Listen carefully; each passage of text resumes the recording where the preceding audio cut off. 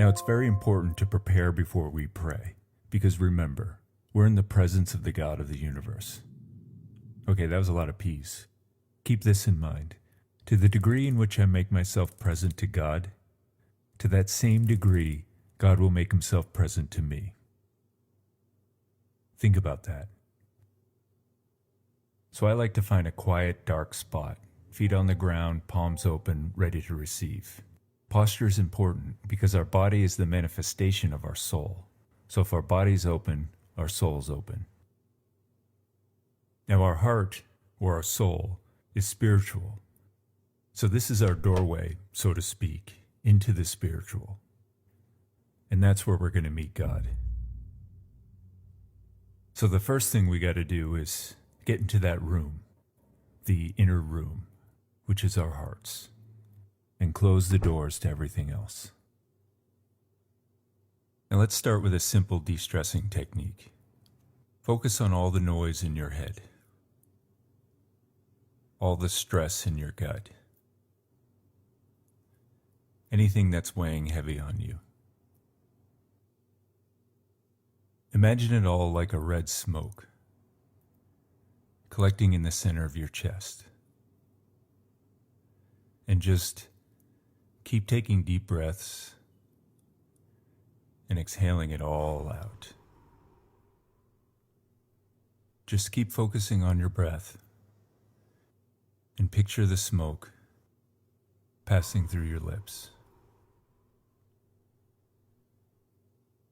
Next, imagine the room you're in, the environment all around you, the chair you're sitting in, even your own body, just fading away.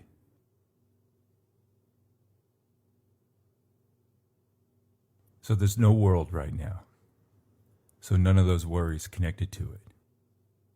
It's just your heart in an infinite, empty void. Now invite him in. And just like we know when somebody else enters the room, be aware of his presence in the room. And I can't stress this enough, but this is not about a feeling. It's about knowing and trust. And there's no words here. Our mind is silent. It's just my heart and his, and nothing else.